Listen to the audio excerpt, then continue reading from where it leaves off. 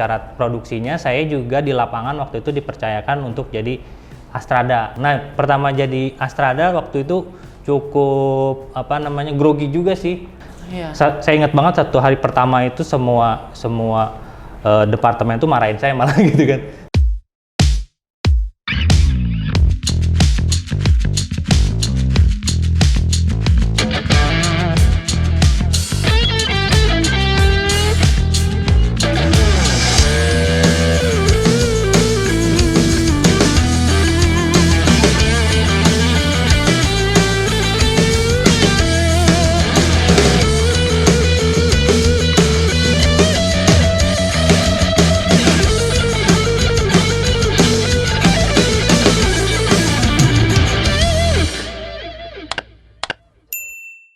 Good day sahabat rock and roll, selamat pagi. Apa kabar? Semoga semuanya makin sehat, makin sukses dan juga barokah.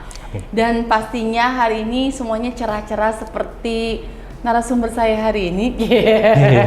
Apa kabar Rangga? Baik, Perkenalkan sahabat rock and roll, ini sahabat aku namanya Rangga. Halo. Mas Rangga, kalau aku spesifikin kamu entrepreneur status sebagai film director. Iya, terutama lebih ke situ di aja iklan, ya. tapi. Iklan ya. Iklan. Oke, Mas Rangga adalah film director dari biasanya produksinya iklan. Nah, as profesional makanya Betul. Mas Rangga berhasil nih dikontak sama tim Ibu Cantik Rock and Roll untuk sharing di Entrepreneur Rock.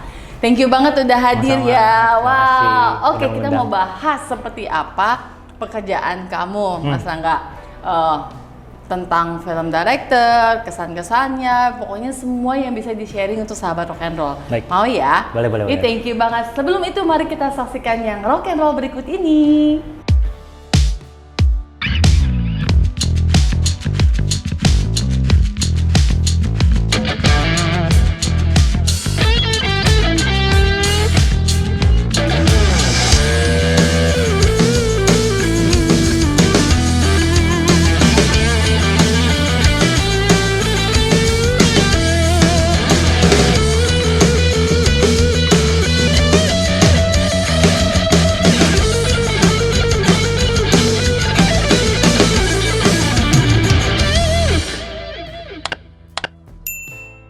Ya, ngomongin film director, kita kepoin dulu nih hasil-hasil karya dari Rangga. Boleh. Pokoknya keren-keren banget, kalau intip Instagramnya juga keren-keren banget. Ini dia hasil karyanya Rangga ya.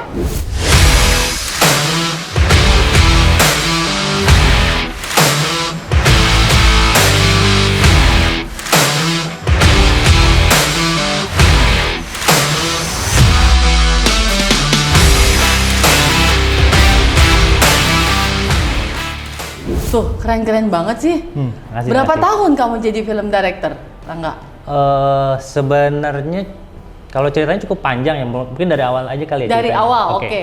Lulus kuliah. Nah, lulus paling kuliah. enak tuh kalau Bener, ngomongin, bener. jangan ngomong hasilnya dulu, tapi ngomong perjuangannya Ya, ya betul, kan? betul. Oke, lulus kuliah. Kamu lulusan dari Saya lulusan Universitas DKV ITB. DKV ITB, oke. Desain komunikasi visual. Ya, oke. Nah, desain pas lagi visual. ya awalnya gini, pas lagi kuliah tuh kan sebenarnya kalau minat saya emang di film. Cuman kalau pas lagi di desain komunikasi visual ITB itu nggak ada program yang emang ngejarin untuk film. Jadi emang benar-benar otodidak. Tapi dengan keilmuan saya yang di periklanan itu kayak ada event festival-festival kayak Bukalapak ataupun Citra Pariwara gitu tuh yang menyediakan kategori yang film director. Oke, ada medianya dari si Citra Pariwara untuk ikut kompetisi. Ya. Oke. Ada Pinastika Award juga. Nah, dari situ ikutan tuh kategori yang film director. Itu tahun berapa tuh ya? Nggak, inget nggak? 2000-an ya? 2008, 2009. Karena lah. 2 tahun segitu tuh lagi heboh-hebohnya Iya. Citra Pariwara ya. Iya, Wah, iya, semua kampus termasuk kampus gue dulu ikut-ikutan tuh Iya. untuk ikut kompetisi tersebut. Ya. Terus ikut. Habis itu jadi finalis, terus menang waktu itu, ada yang dapat silver, ada yang finalis doang gitu. Termasuk kamu? Iya, ada yang As a personal or as a team? personal. Oh, personal. Iya, film director. Wow, keren. Dari bangku kuliah sudah ketahuan nih. Iya. Itunya ya, bakatnya. Terus? Nah, dari situ kebuka tuh linknya, jadi kayak sebelumnya nggak tahu nih si iklan tuh bikinnya seperti apa gitu. Nah di situ tuh ketemu ada film director.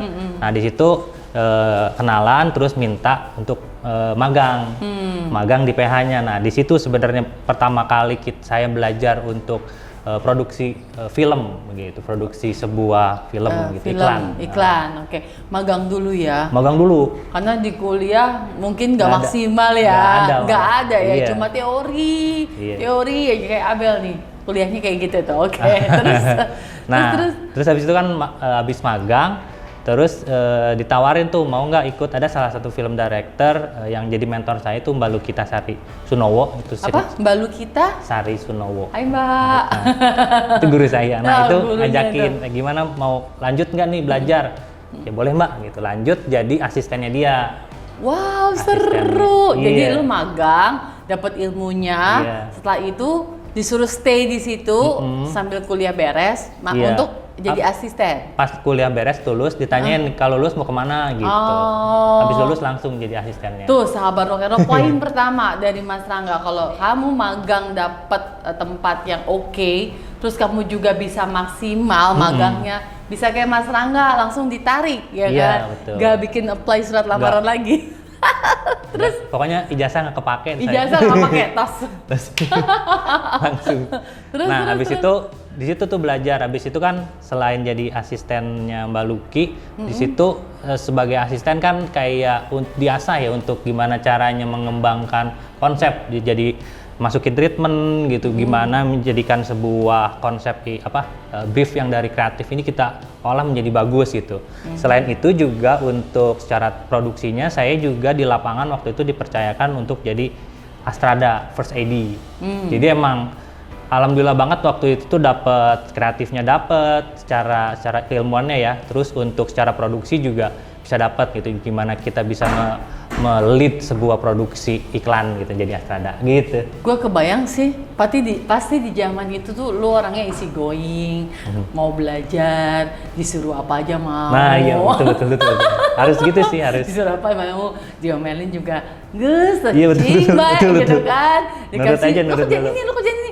Ya gitu ya. Betul. Kayak gitu kali ya. Iya, Makanya lu dikasih kesempatan banyak sama tadi Mbak Luki ya. Iya. Terus jadi Astrada tadi gimana? Nah, pertama jadi Astrada waktu itu cukup grogi juga sih. Karena kan Iyalah. sebenarnya Astrada tuh jenderal lapangan ya. Sebenarnya waktu itu saya juga baru lulus kuliah, sementara tim-tim yang lain tuh kayak sudah senior gitu kan. Iya. Grogi banget gitu. Iya, Tapi ya iya, gue ngebayangin. Maksudnya kebayangin jadi seorang fresh graduate, iya. langsung jadi asisten Astrada. Ini nggak cuma luck gua rasa ya, Iya, nggak bener. cuma hoki, tapi memang Iya. you have skill gitu kan. Iya. Terus gimana, sempet ada bentrokan? Sempet, jadi Anak kayak baru banyak jadi Astrada. banyak ada, karena kan kalau secara Astrada itu banyak teknisnya ya, sementara saya belum banyak ilmunya.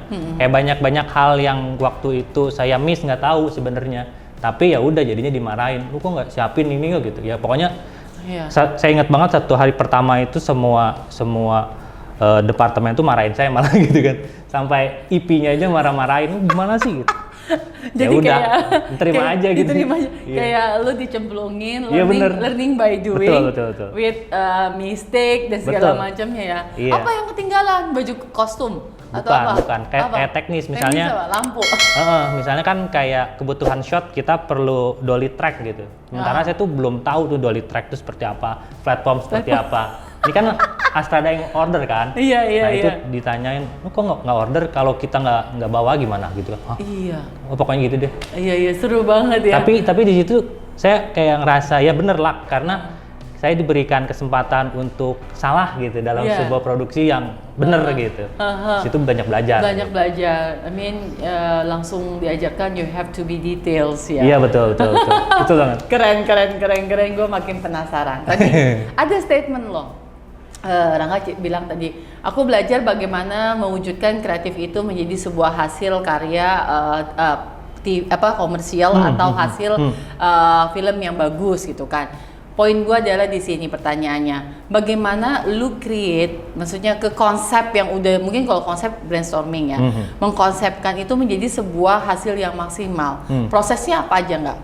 Prosesnya sebenarnya Turunannya gimana? Sebenarnya kalau misalnya di iklan gitu, langsung aja kita study case di iklan ya. Ya, langsung aja ke iklan. Kalau iklan kan sebenarnya saya as a film director dapat brief dari creative agency yang mereka udah godok konsep komunikasinya itu dari udah based on approval client. Nah, jadi ada hal-hal yang sebenarnya udah jadi bahan yang bisa saya olah nih, kayak komunikasinya seperti apa, terus konsepnya udah ada lah. Nah, dari situ paling yang saya lakukan itu coba gimana saya bisa maksimalin itu menjadi dan mewujudkannya itu dalam visual. Ya. Nah, nggak cuma banyak sih aspeknya, kayak misalnya kita ngasih paling sering yang harus kita lakukan itu gimana bikin visual ini bagus, kayak gimana di depan itu 4 detik pertama kita bikin keren, bikin eye-catching orang. Nah, itu habis itu kita kasih detail-detail, kayak misalnya kalau sekarang tuh lebih kayak transisi, terus kamera movement, gimana ekspresi talent itu mau kita seperti apa gitu. Detail-detail artistik sama detail-detail semua detail kayak make up, kostum, setting, semua itu kita pikirin gitu. Kamera movement, lighting, itu kan bikin bangun mood juga gitu. Iya.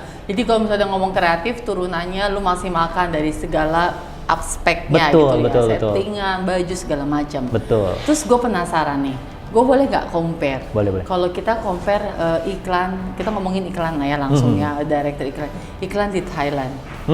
Gue tuh kalau ada tender dari asuransi, pasti dikasih sama klien Thailand. Oh my god, apa sih Thailand mulu? Ternyata dia tuh storytelling banget, emosi banget. Nah, kasih gue contoh dong. Kalau di Indonesia, berapa persen yang kayak storytelling itu, berapa persen yang jualan banget, ujuk-ujuk keluar, ini harganya murah, seharga ini gitu kan, ada yang kayak gitu kan. Storytelling kan itu emotion ya, itu kan yang jualan. Kalau di Indonesia, menurut lo lebih persentasenya lebih banyak kayak gimana? Jauh sih. Klien lo? Klien lebih banyak yang jualan sebenarnya. Jualan banget. Kalau story langsung, yang beli 2 dapat 1. Iya. Tapi gimana caranya biar asik ditonton gitu. Nah, kalau di sini mungkin presentasinya itu muncul tuh paling ketika ada momen-momen tertentu kayak Lebaran, Hari Ibu gitu. Jadi ada muncul. Dari yang tahun ini biasanya hampir 90% ya jualan sih. Ya. Jadi kalau di Indonesia memang shop to the target, shop to the ini kali ya, sales betul. Jualan kecuali kayak Lebaran baru ada beberapa yang storytelling corporate yang misalnya dia mudik apa gitu ya. Betul. Tapi kenapa ya, ini my opinionnya sahabat rock and roll, kalau ngeliat iklan yang storytelling terus juga emotion, ada kepuasan gak sih? Kalau gue sih nonton puas ya. Puas. Lu yang bikin tuh beda gak sih? Beda sih. Jadi kayak lebih gimana ya? Kan mostly lah film director itu senangnya film kan. Nah, senang film yang bercerita gimana kita bisa mengirimkan pesan dari film-film yang kita bikin. Betul. Nah, sebenarnya ketika kita sebagai sutradara iklan, media iklan yang storytelling inilah yang jadi kayak pelepas dahaga kita gitu, as filmmaker dan director gitu sih. Iya, keren banget ya. Gue kalau lihat yang Thailand sampai nangis gitu, sedih banget. Oke, iklan pertama yang lu kerjakan apa? As sutradara maybe? Iya. Apa? Sebenarnya kalau sebelum waktu dulu kan pas lagi sama Mbak Luki juga dikasih kesempatan jadi co-director gitu. Itu kok sempet juga. Udah beberapa lah sebelum benar-benar jadi megang sendiri. Pas megang sendiri itu pertama kali TVC itu Hemaviton. Tahun berapa tuh? Tahun 2003. 2003 ya. Ya itu pertama. Oke. Tapi dari situ masih kayak belum langsung terus-terusan jadi director, jadi masih terus berjalan lagi jadi Astrada lagi, gitu. Proses lagi sih. Yang benar-benar lu puas, iklan yang lu kerjakan yang sudah sebagai director sendiri dan lu puas, ini best banget gitu pertama kali apa? Pertama kali atau sekarang terakhir? Maksudnya setelah itu kan lu sempat bikin lagi dong, yang lu puas nih, ini bagus nih gitu. Apa ya? Setelah Hemaviton. Sebenarnya kalau buat kepuasan pribadi yang terakhir ini sih justru kayak kayak iklan Danamon gitu, kayak itu paling seru sih. Sama Gudang Garam. Gudang Garam. Nah pokoknya ya tuh ya? ada yang Limbo Biru itu yang satu one shot itu teknis banget. Nah itu kayak teknis ya. Nah itu seru banget untuk eksekusinya gitu. Kayak wah ngulik banget gitu. Ngulik banget ya. Kalau yang dua itu pokoknya di mana ada job-job yang benar-benar dibebaskan itu saya puas banget. Kayak yang satu lagi terakhir kemarin Juara juga itu benar-benar terserah Mas Rangga deh gitu. Gue lihat tuh, Juara ya, lucu banget ya, unik ya. Yang ada cowok pakai backpack gitu-gitu kan, itu seru. Kalau misalnya ngomongin kepuasan masing-masing sutradara pasti beda-beda ya. Kalau lu lebih kepuasannya dari apa? Teknis yang challenging, hasil yang bagus atau apa? Kepuasan lu tuh? Sebenarnya tuh basicnya dulu sebenarnya kan saya storytelling banget ya. Tapi seiring dengan waktu story-storynya tuh jarang ke arah sana gitu. Nah kalau sekarang sih emang kayak lebih seneng ngulik secara visual dan teknis karena kan tahun 2017 tuh saya belajar kamera, belajar lighting lagi gitu, balik lagi karena ada sesuatu yang aduh pengen ngulik sendiri nih. Nah jadi dari situ kayaknya ke bawah tuh jadi lebih ngulik teknis juga gitu, nambahin. Jadi saudaranya perfeksionis nih kayaknya. Iya lumayan. kebayang lightingnya salah nggak kayak gini nih, pakai gini. Iya makanya luar biasa.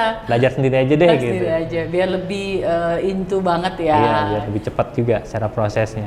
Jadi kalau ngomongin perjalanan karir lo as a film director khususnya ke iklan berapa tahun? Udah berapa tahun? Pokoknya pertama kali lulus kuliah tuh 2009 langsung masuk ke industri iklan. Dia masih muda loh, luar biasa. Sekarang banyak banget anak muda yang sukses. Yang di rumah harus semangat, harus sukses kayak Rangga nih. Amin. Nggak, tantangan. Kita paling seneng kalau tanya, lu mau udah gampang, udah sukses, lu hoki. Jangan salah, gue juga punya tantangan kalau ngerjain sesuatu. Tantangan terberat lo ketika mengerjakan film atau TVC apa? Biasanya? Sebenarnya kalau sekarang tuh udah kayaknya challenge itu lebih ke gimana caranya bikin yang belum pernah saya bikin gitu. Kalau sekarang gitu. Tapi kan kalau ngomong itu kayak kurang seru ya. Iya. Cuman kayaknya tantangannya zaman dulu nih, gimana nih pertama kali struggling di menjadi sutradara ini. Oke. Nah sebenarnya yang ini juga menarik sih. Tantangan struggling ya. Ini menarik sebenarnya kayak ada hal yang waktu itu di kampus tuh tidak diajarkan dan justru itu adalah poin dan ilmu paling penting dalam kehidupan ini, yaitu komunikasi dan gimana kita menjual ide gitu. As a director. Iya. Jadi komunikasi dan bagaimana lu menjual ide. Kenapa? Jadi gini, waktu kalau saya merasa dari dulu juga kalau secara kreativitas sudah cukup kreatif lah ya. Cuman waktu itu ketika misalnya saya punya ide dihadapkan sama klien, saya harus berjualan ide sama klien, saya waktu itu tuh kayak kurang kuat untuk defend the idea gitu. Nah itu tuh jadi kayak bikin bukan nggak confidence tapi kurang ada nggak confidence-nya ada confidence-nya juga. Terus gimana cara untuk meyakinkan klien tuh susah gitu. Jadi jadinya itu cukup menghambat karir sih. Nah dari situ tuh wah ini kayaknya skill yang harus saya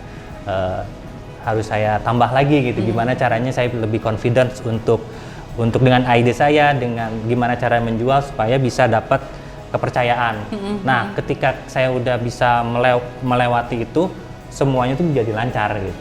Kayak somehow itu ketika kita bisa meyakinkan klien dan habis itu kita bisa membuktikan hasilnya bagus, setelahnya tuh klien dan semua itu jadi lebih percaya gitu. Jadi kayak seperti tadi, ya udah terserah Mas Rangga aja lah gitu. Ngikut. Wah itu poin penting lagi bahwa kita di zaman sekarang, soft skill di zaman sekarang ini nggak cuma perlu lu kreatif, tapi lu bisa menegaskan, meyakinkan klien bahwa ini bagus, gue bisa kerjain. Makanya perlu soft skill itu ya. Tapi harus bisa buktiin. Iya dong. Dimana kan klien spend money. Benar. Iya. Terus tapi kalau ketika lu udah jualan, lu belajar komunikasi itu sendiri akhirnya. Iya, kayak belajar sendiri. Baca buku. Terus gitu, baca buku. Ikut seminar enggak? Enggak sih. Enggak lebih baca buku aja. Baca buku terus mempelajari di YouTube begitu, oh gimana sih cara gitu, sama ada buku-buku komunikasi gitu. Kayak Steve Jobs. Steve Jobs benar, betul Steve Jobs. Tuh, penting tuh. Jadi Benar. kamu kalau nggak cuma pintar, tapi juga harus bisa berkomunikasi dengan Menjual. baik, jualan. Jualan, Istilah katanya jualan. ini bagaimana ini tempe goreng sebenarnya harganya cuma 3.000, Iya. tapi dengan skill komunikasi, Betul. sorry kalau ralat kalau gue Benar, salah, benar. kita bisa jual itu jadi 50.000. Betul sekali. Nah, padahal modal cuma 3.000 ya. Betul. Iya. Itu dia tuh. Betul. Nah, itu perlu soft skill ya. Nah, kalau anak-anak yang bareng sama Rangga, banyak anak-anak milenial nggak? Anak-anak milenial, sorry, Iya, iya. anak-anak apa sebutnya sekarang? Gen Z. Gen Z. Gen Z, iya. Gen Z. Lumayan banyak sih, lumayan Banyak. banyak. Jadi kan kalau misalnya ikutin sosial media saya dari dulu sering sharing-sharing tentang sinematografi dan iklan. Yes. Nah, banyak juga kan yang pengen magang Ya. gitu, terus ya itu sebenarnya ada beberapa yang pernah magang dan saya ngelihat karakternya tuh mereka tuh sangat skillful banget, sangat skillful banget. Cuman dari mental dan dari apa namanya ekspektasi di dunia kerjanya tuh agak terlalu tinggi gitu. Kayak misalnya karena sekarang tuh kayak misalnya secara skill dari alat-alat dan ilmu di YouTube semua ada gitu. Jago, mereka jago semua gitu. Mereka pintar ngulik. Iya ngulik. Nah, Oh. tapi ketika ke industri ini kayak mereka kayak merasa udah pintar, udah merasa skillnya di atas, mereka kayak nggak mau ngerjain hal-hal yang kecil. Padahal itu adalah awal untuk mereka membangun relasi dan dilihat oleh orang-orang di sekitar industri ini gitu. Oh, Jadi oke. attitude-nya mereka yang sebenarnya rada-rada kurang gitu. Ya, jadi karena mereka pintar ngulik, pintar ada udah merasa skill, gitu. bahwa level gua nggak di situ, Nah. level gua udah di sini, kenapa harus ngerjain yang ini? Iya. Oke, padahal harus ya. Harusnya. Harus ya. Harus attitude kan sebenarnya mau di sini mau di luar juga sama kayak proses-proses kayak industri film, kita ngomongin industri film ya. Iya, Industri iya. film iklan ini udah ada sejak zaman dulu gitu. Iya, iya. Dan secara prosesnya selalu udah ada senior di situ gitu. Kita ketika masuk kita harus respect sama senior itu walaupun mungkin secara skill kita lebih tinggi gitu. Iya. Nah, dengan- Apalagi kalau dia udah berumur banget gitu Iya ya. gitu. Nah, tapi dengan kita bisa respect orang-orang ini, attitude kita baik, dilihat sama orang, wah kerjanya baik. Nah, orang-orang ini yang akan memberikan kalian kesempatan untuk naik gitu. Tuh poin Industri. lagi tuh, kita Iya. harus respect sama rekan kerja, Rekan kerja, sama betul. senior, menghargai, dan juga tadi ya harus banyak belajar juga. Kita kadang nggak Betul. tahu ya. Karena banyak hal juga yang nggak ada di YouTube ketika di lapangan gitu. Iya, yaitu attitude, manner. Betul. Gue jadi ngejaman dulu di TV reporter, tapi gue megang lighting, lo jadi lighting man. Oh, gitu? Karena nggak ada orang lagi. Oh, iya. Pegel kan 1 jam begini ya. Tapi emang harus kayak gitu kali ya, enggak ya? Harus tahu dasar banget biar bisa master gitu. Iya benar. Tapi lu pernah nggak ada sama senior dulu kayak nggak, bukan ngomong jelek, kayak lu harus ngerjain ini terus lu merasa bahwa hah kok gue semua sih gitu, pernah nggak dulu? Pernah. Jadi pas pertama magang sebenarnya gini, pas pertama magang di Squarebox itu PH-nya Squarebox itu cukup PH lama dan banyak orang hebat dari sana sih. Ya. Emang keras banget didikannya. Ya, hidup nah, itu keras. di situ tuh saya emang pengen belajar. Ditanya mau belajar apa, mau belajar semua. Nah, ketika itu saya ada pas lagi di zaman itu di artistiknya. Jadi di artistik itu saya merasa buset kerja gini banget gitu ya, kayak angkat-angkat apa namanya Lampu. ya gitu-gitu. Kalau artistik lebih ke set ya. Set ya. Nah kita ceritain dikit deh. Pas art tuh kan sebelum hari syuting ngeset dulu tuh dari pagi sampai malam ngeset. Pas lagi syuting kita harus standby di set. Iya. Nggak tidur dong. Iya. Standby di set, habis beres bungkus orang lain pulang kita beres-beres sampai pagi gitu. Buset gini banget ya gitu. Tapi dari situ kan saya nggak di artistik, saya jadi kayak lebih menghargai orang-orang yang bekerja itu gitu. Buset mereka effort dan tenaganya sangat besar, cuman kadang kita nggak ngelihat itu gitu. Jadi dari situ kayak belajar jangan ketika kita udah di atas harus menghargai yang di bawah juga gitu, karena jangan selalu lihat ke atas, harus ingat Iya, lihat ke iya. bawah ya. Iya. Wah, keren. Mungkin yang terakhir nih, Rangga. Sebenarnya gue masih banyak yang mau gue tanya karena gue punya interest juga nih kalau Iya. ngomong director. Tips buat sahabat rock and roll yang ada di rumah, yang mau jadi director, yang mau sukses sama Rangga, ini Instagramnya yang kepo, nih lihat ya Instagramnya keren-keren banget. Step-step apa yang harus mereka lakukan dalam hal ya skill yang harus dipunyai sama soft skill yang mungkin akhirnya lu pelajari untuk jadi sukses kayak lo nggak? Oke. Sebenarnya kalau misalnya pakai jalur saya lah ya. Kalau jalur saya yang pertama ketika kita mau masuk ke sebuah industri, mungkin iklan atau film gitu ya, kita harus bisa approach salah satu orang yang pengen yang menjadi panutan lah.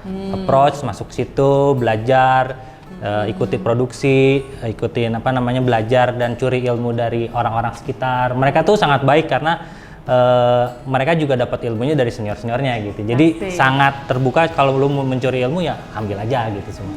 Itu satu. Untuk ketika udah masuk itu yang tadi harus respect orang-orang sekitar situ biar lu kayak dapat orang ada orang ini bagus nih kerjanya, attitude-nya bagus. Nah, itu satu. Dua. Terus habis itu ketika lu udah gain trust dan relasi yang baik di industri ini, ketika lu mau step forward menuju ke director kan dia harus showreel.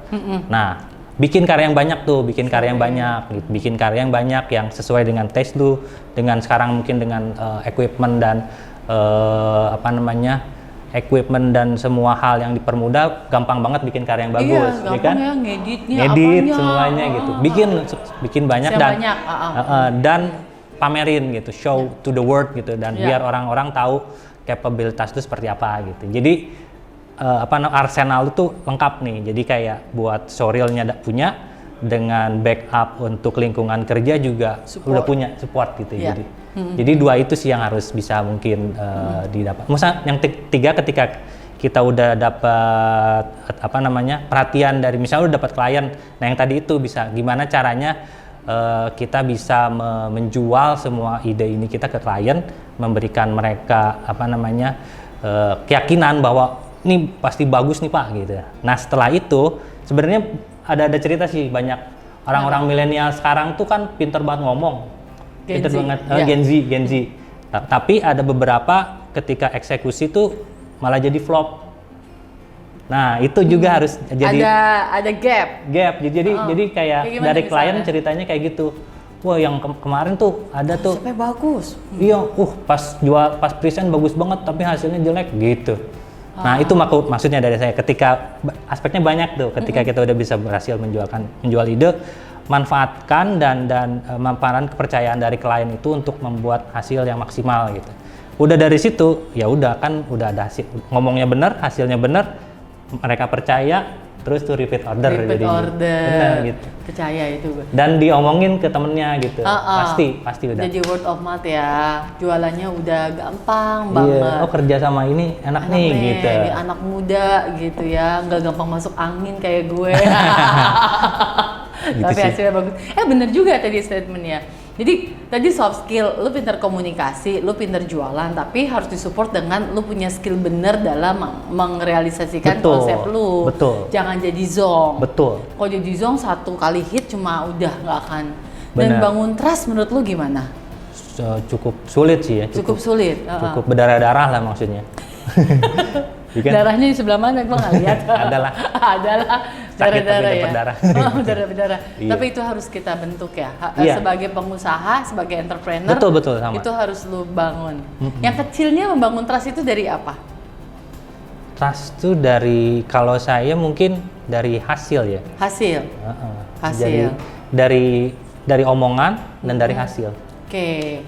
Dari apa yang lu janjikan sesuai dengan apa yang itu jadi luar trust. biasa. Thank you banget Rangga for Terima kasih, sharing. sama-sama. Semoga bermanfaat, barokah, dan semua sahabat rock and roll bisa ngikutin jejaknya Rangga. Mungkin lebih hebat lagi dari Rangga, lebih kreatif lagi, tapi semua yang disampaikan sama Rangga itu poin semua. Untuk jadi seperti Rangga diperlukan tadi ya kuliah yang benar sampai lulus, lalu ambil juga kompetisi-kompetisi yang ada, itu terus manfaatkan media sosial yang sekarang banyak banget untuk tunjukkan showreel kamu, berkaryalah yang banyak, deketin senior-senior, yang paling penting tadi apa? manner. Percuma lu pinter kalau manner lu bobrok, kena mental sop. Bahasa gue kekinian gak sih? Kurang ya? Kurang slow ya? Kalau lu ketawa, Ketawain ya? dia soalnya dia ini nih, mau jadi kayak Rangga ya? Oke, aku yakin banget banyak sekali ya pengen jadi Rangga. Ayo semangat terus dan mari berprestasi ya. Thank you Rangga. Terima kasih. Bye sahabat rock and roll. Bye.